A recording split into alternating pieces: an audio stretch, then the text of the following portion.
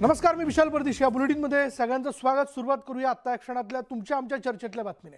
ठाकरे गटाला नवं नाव आणि चिन्ह मिळाल्यानंतर एकनाथ शिंदे गटाला कोणतं चिन्ह मिळणार याची उत्सुकता सर्वांना लागून आहे. शिंदे गटाचे पहिले 3 पर्याय निवडणूक आयोगाने फेटाळल्यानंतर शिंदे गटाला चिन्हाचे नव्याने 3 पर्याय पाठवण्याचे निर्देश निवडणूक आयोगाने दिले होते. त्या निर्देशांनुसार शिंदे गटाने ईमेलद्वारे चिन्हांचे नवे पर्याय आयोगासमोर सादर केल्याची माहिती समोर आली. शिंदे गटाने तळपता सूर्य, ढाल तलवार आणि पिंपळाचं झाड असे नवे चिन्ह सादर केलेत. निवडणूक आयोगाने दिलेली डेडलाईन संपण्याआधीच शिंदे गटाने आपले नवे पर्याय सादर केलेत. एकंदरीतच उद्धव ठाकरे गटाला निवडणूक आयोगाने मशाल चिन्ह बहाल केल्यानंतर शिंदे गटाकडून रिक्षा या चिन्हाला प्राधान्य मिळण्याची शक्यता आहे. एकनाथ शिंदे गटाने दिलेल्या सूर्य, ढाल तलवार आणि पिंपळाचं झाड यापैकी शिंदे गटाला कोणतं नवं चिन्ह बहाल करणार याकडे सर्वांच्या नजरा असणार आहेत. आणि त्यामुळे आता अंधेरी पोटनिवडणुकीत ठाकरेंची मशाल विरुद्ध शिंदेंचं कोणतं चिन्ह पाहायला मिळणार हे थोड्याच वेळात स्पष्ट होईल.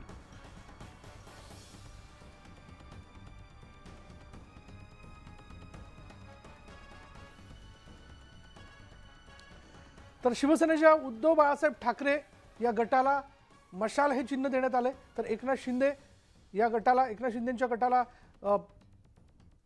पर्याय लवकरात लवकर देण्याच्या संदर्भातला सूचना देण्यात आलेल्या होत्या. आणि शिंदे गटाकडनं आता तळपता सूर्य, ढाल तलवार असे पर्याय देण्यात आलेले आहेत. त्याचबरोबर आपण जर पाहिलं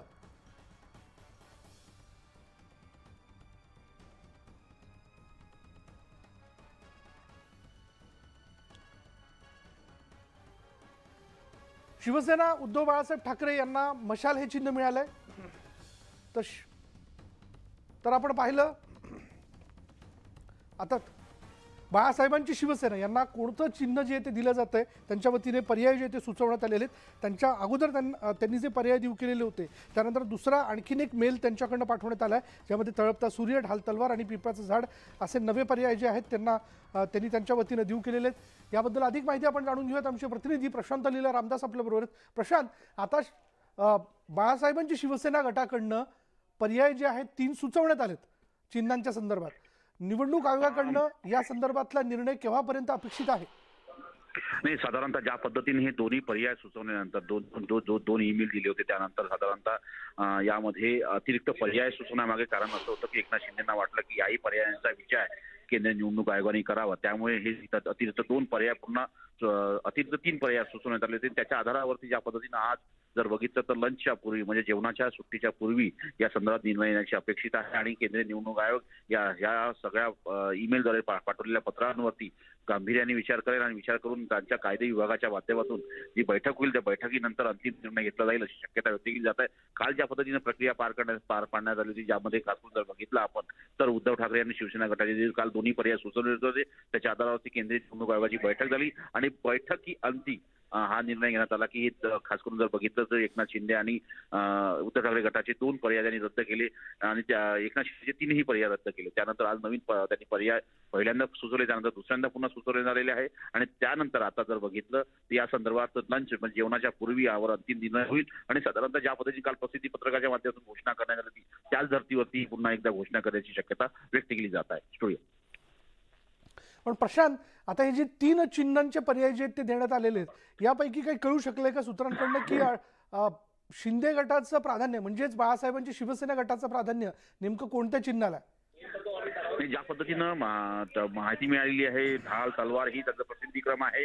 त्यांचा सूर्य जे आहे दुसऱ्या क्रमांकावर आहे, तिसऱ्यांदा पिंपळाचं झाड आहे. त्यामुळे ज्या पद्धतीने पसंतीक्रम दिले झालेले आहे त्याच्या आधारावरती हे निर्णय घेण्यात येईल की ढाल तलवार, सूर्य की पिंपळाचं झाड या तिघांपैकी एकावरती अंतिम निर्णय घेण्यात येईल.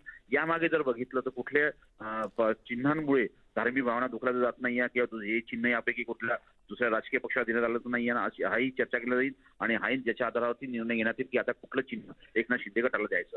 मी अगदी याच मुद्द्याकडे येणार होतो. कोणतंही चिन्ह एखाद्या गटाला देत असताना काय निकषांचा विचार केला जातो निवडणूक आयोगाकडनं?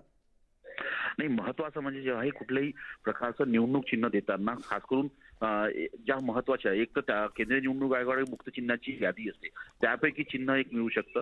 दुसरं कुठल्या एखाद्या चिन्हामुळे धार्मिक भावना कुठल्याही समाजाच्या दुखावल्या जाऊ नये ते एक अत्यंत महत्वाचं असतं.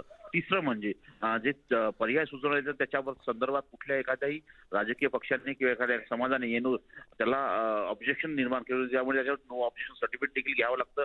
असं असताना या संदर्भात आणि सोबतच यामध्ये कुठल्याही प्राण्यांचा समावेश करता येत नाही. प्राण्यांना चिन्ह देण्यावरती सध्या बंदी आहे आणि या संदर्भात निर्णय सुप्रीम कोर्टने दिलेला आहे. त्यामुळे या संदर्भात या सगळ्या नियमांचं पालन करूनच केंद्रीय निवडणूक आयोग हे निवडणुकीचं चिन्ह देत असतं. त्यामुळे धार्मिक भावना दुखल्या नाही पाहिजे, प्राण्यांचा उपयोग करता येणार नाही, एनओसी ज्या मिळू शकतं त्या आणि मुक्त चिन्ह म्हणजे 4 ते 5 तरतुदींच्या आधारावरती निवडणुकीचं चिन्ह मिळत असतं. सिम्बॉल अशाच पद्धतीने मिळत असतं. त्यामुळे याच आधारावरती त्याचे मूल्यांकन केलं जाईल आणि मूल्यांकन करून नवीन याची घोषणा केली जाईल, नवीन पर्यायी चिन्हाची. धन्यवाद प्रशांत या सगळ्या तपशिलाबद्दल.